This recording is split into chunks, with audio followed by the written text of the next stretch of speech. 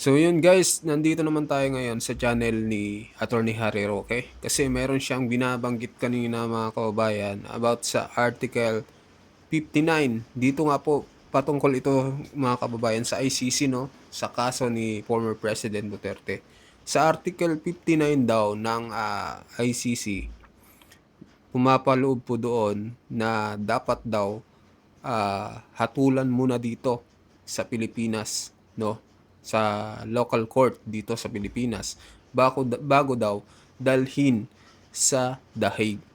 So, doon pa lang mga kababayan, parang ah, mali na yung ginawang proseso kay former President Duterte. Kasi dinala agad sa ICC mga kababayan. Hindi man lang dito ah, hinukom dito sa Pilipinas. Bigla na lang pinadala doon nang wala man lang na hindi man lang pinadaan dito sa local court dito sa Pilipinas. So yun doon pa lang mga kababayan, maling-mali na yung ginawa, no. At dahil dito mayroon daw isang judge na nagtanong kung nasaan daw ang na dokumento na kung saan ay kung patunay ba na pinadaan ba dito sa local court si former President Duterte. Nako, mga kababayan, ito yung mali nila. Baka sa mga susunod na mga panahon ay baka makalaya na si former President Duterte dahil dito sa ginawa nila na maling-maling proseso.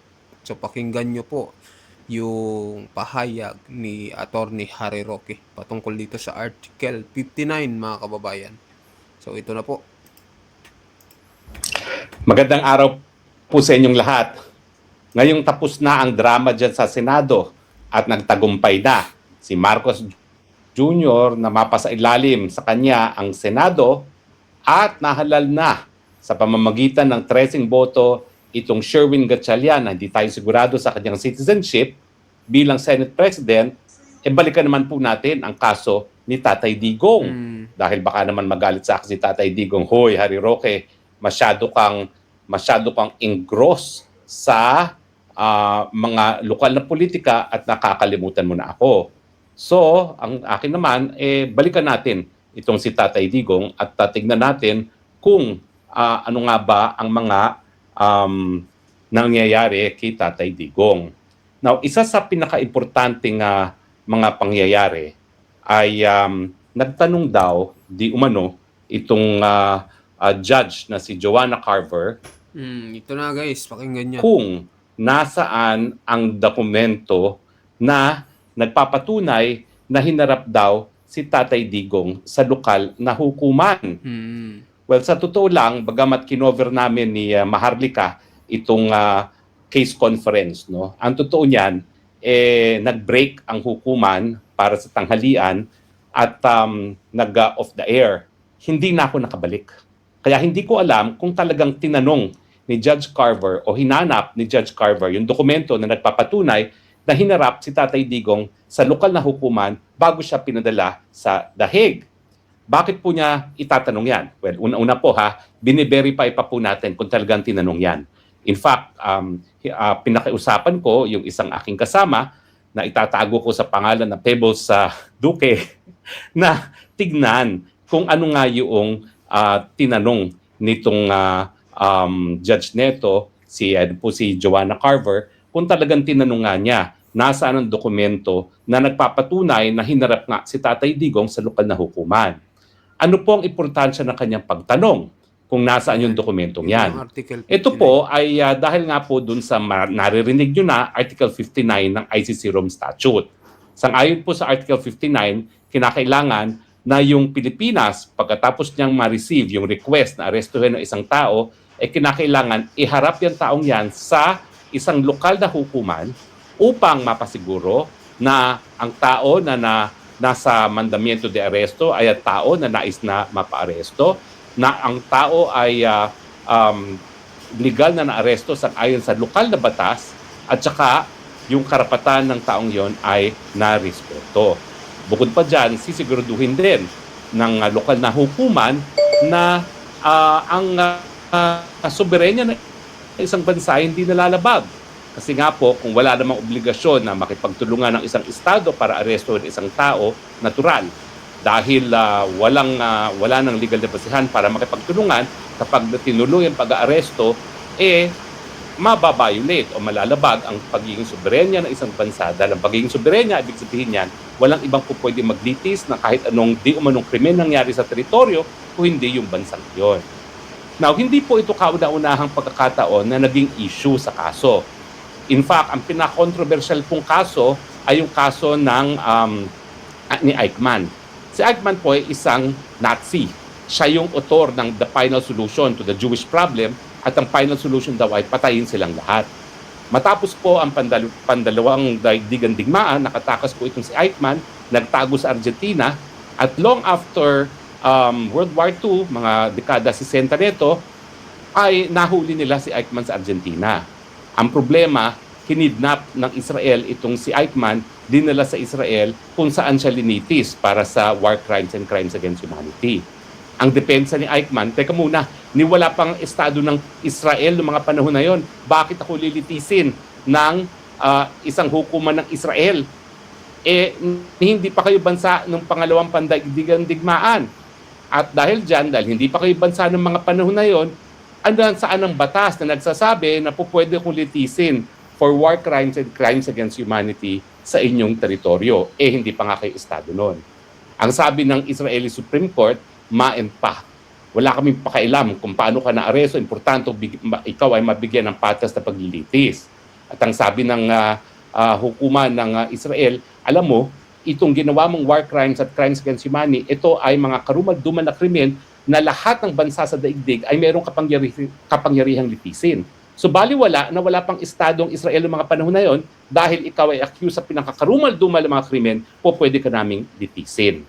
Now, meron naman po isang kaso na nagko-contradict at hindi sumasang-ayon sa desisyon ng Eichmann. Ito po ay mas bagong desisyon ng South African Constitutional Court. Sa kanila po kasi, depende kung anong issue, ang pinakamataas na hukuman ay a constitutional court kung constitutional law issue or administrative court kung ito naman ay administrative case. So pareho pong nangyari dyan. Ito pong si Ibrahim ay high-ranking apartheid official, nahuli matapos na nabagsak ang gobyerno ng apartheid, kinidnap at dinala sa Israel. Ang sabi ng Constitutional Court ng South Africa, ang tingin namin, kung ang nais mangyari ng Estado ay makapagbigay ng katarungan, kinakailangan kung ang Estado ay pupunta sa hukuman, kinakailangan pumunta siya sa hukuman na malinis sa mga kamay, clean hands doctrine. Pero pag siya'y pupunta sa hukuman na ang ginamit niyang pamamaraan para makuha ang pagkatao ng akusado ay sa pamamagitan ng illegal na pamamaraan, kidnapping, yung Estado hindi nagpupunta sa hukuman with clean hands. At dahil dito, hindi dapat mag-exercise ng jurisdiction ang isang hukuman. Ito po yung kauna-unahang kaso na nagsasabi na dapat kalimutan na natin yung Eichmann na yan dahil ngayon, sa development sa karapatan ng pantao, importante na itaguyod natin ang karapatan ng tao bilang garansya sa pagmamalabis ng Estado at hindi po pwede ng Estado para makapagbigay ng katarungan ay pupunta sa hukuman na marumi ang kanyang mga kamay.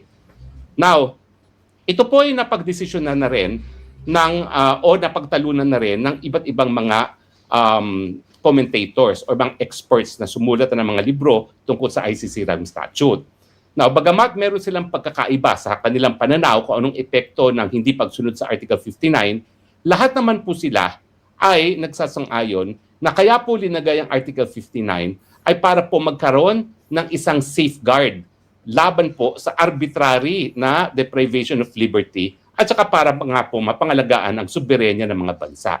Ibig sabihin, hindi lang po ito procedural rule, yung paghaharap sa lokal na hukuman bago ipadala sa ICC. Ito po talaga ay importante dahil pinangangalagaan ang karapatan ng kalayaan ng lahat at pinangangalagaan din ang soberenya ng mga bansa na kung saan hinihingi ang kanilang kooperasyon. Now, gaya ng sinabi ko kanina, may debate po kung ano ang epekto kapag hindi ka sumunod sa Article 59. Yung ilang mga commentators gaya ni Shebas at ni Casese, sinasabi nila na ang hindi raw pagsunod sa Article 59 ay obligasyon ng mga estado na kabahagi ng ICC at hindi po yan obligasyon ng ICC mismo. So dahil dito, yung hindi pagsunod sa Article 59 ayon sa kanila ay hindi dapat magresulta sa kawalan ng jurisdiksyon ng ICC at ang remedyo ay para ang remedyo ay laban doon sa estado na hindi sumunod sa Article 59. So ito pong desisyon nito o itong view nito ay kumbaga ina-adapt yung Eichmann view na MAENPA kung paano na aresto, importante na mabigyan ng patas na paglilitis. Now, ang tawag po dyan sa MAENPA doctrine sa Ingles, hindi MAENPA. Ang tawag po dyan is, malus detentus, malus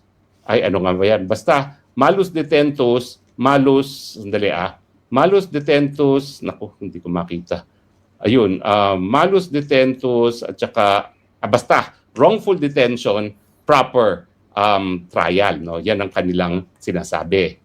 Pero siyempre po, yung mga ilang ng mga authorities gaya ni Slatter, ni Carnava at Zahar ay nagsasabi na yung desisyon ng South African Court ay ang mas mabuting desisyon.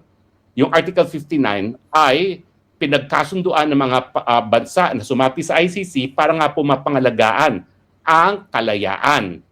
At dahil po dito, yung hindi pagsunod sa Article 59 ay maglalabag sa karapatan ng due process at ng karapatang pantao at dahil dito, hindi dapat mag-exercise ng jurisdiction ng ICC kapag hindi nasunod ang Article 59. Now, nagkaroon na po ng mga desisyon ang mga modern international tribunals tungkol sa epekto ng hindi pagsunod sa Article 59. May isang kaso po ang International Criminal Tribunal for the former Rwanda, yung binuo ng United Nations Security Council para litisin yung mga pumatay sa genocide ng Rwanda. Ang decision po ng Barayagwiza ay kinakailangan po pwedeng mapatigil ang paglilitis kung mapapakita na meron talagang illegal na proseso na ginamit gaya ng paglilitis sa isang akusado. At ang sabi ng Barayagwiza, ang isang hukuman ay po pwedeng hindi mag-exercise ng jurisdiction kapag merong seryoso at matinding paglabag sa karapatan ng akusado na magiging dahilan din para masira ang reputasyon ng hukuman. Now, dito naman sa Nikolic, isang kaso na nadesisyonan ng International Criminal Tribunal for the Yugoslavia, sinabi rin nila na po pwedeng hindi magtuloy ang jurisdiction ng isang hukuman kapag nagkaroon ng serious mistreatment laban sa isang akusado at paglabag ng kanyang karapatang pantao. Ang tanong, kailan ba magkakaroon ng seryosong paglabag sa karapatan ng akusado at sa paglabag ng kanyang karapatang pantao? Well, yan po ay sasagutin ng hukuman. Pero dito sa ICC, meron pong pagkakataon talaga na talagang kinidnap. Yung kaso nga po na sinabi ko kanina, yung kaso ng yung naunang kaso ng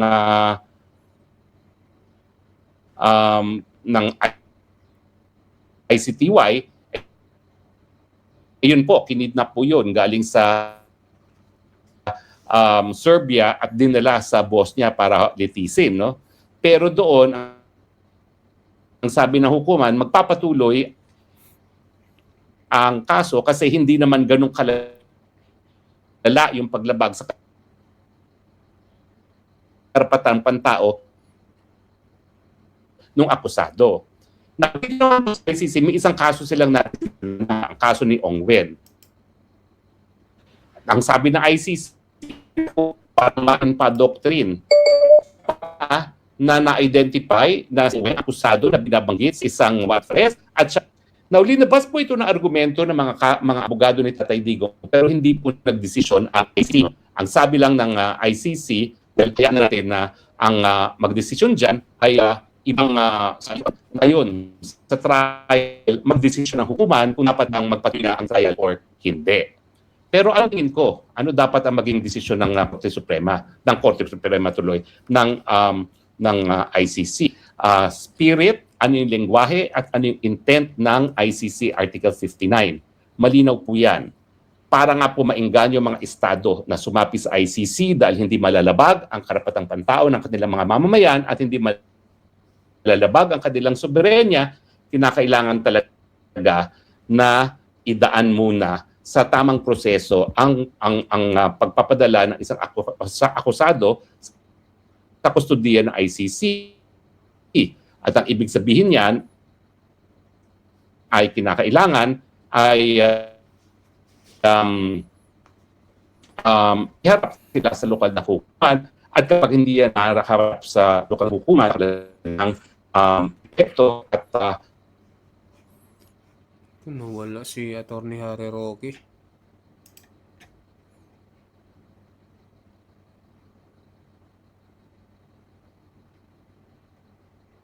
naputol tayo, no? Ang conclusion ko po ay ano ang masasabi natin dito kay Tatay Digong? Kailangan ba na mapolang bisa? Sa tingin ko po, under the facts na talaga naman pong hindi humingi ng kooperasyon ang ICC at voluntaryo na pinakidnap ng Marcos administrasyon si Tatay Digong para po siya ay mapadala sa dahig. Yan po ay ang sinasabi nga nila na matinding paglabag sa karapatan ng isang akusado, dahilan po na dapat mawalan ng jurisdiksyon ang hukuman para litisin si Tatay Digong. Yan lang po ang ating munting perspektibo tungkol sa issue nito, at maraming salamat po sa inyong patuloy na pagtangkilik. Ito po inyong Spok sa Bayan nagsasabi, I love you, Philippines. You're the only country that I have. You're the only country that I will love. Bye for now. So ayun po mga kababayan, no, yung pahayag ni Attorney Harry Roque. So yun pala yung pumapaloob sa Article 59. So ibig sabihin talagang kidnapping talaga yung ginawa kay former President Duterte. Talagang nilabag yung nilabag yung batas, mga kababayan. So ito, pagka nalaman ito na hindi dinaan sa lokal na hukuman, siguro mapawawalang bisa po, no, yung kaso kay former President Duterte, at baka sakaling makalaya na po si former President Duterte. So magiging masaya yung mga karamihan sa atin, lalo na yung talagang idol na idol si former President Duterte, no? Dahil maraming nagawa dito sa Pilipinas. Kayo mga kababayan, mag-comment kayo kung anong pahayag nyo dito sa isiniwalat ni Atty. Harry Roque. So sa mga bagong pasok din dyan, pasubscribe din po ng ating YouTube channel. Maraming salamat po sa inyong lahat.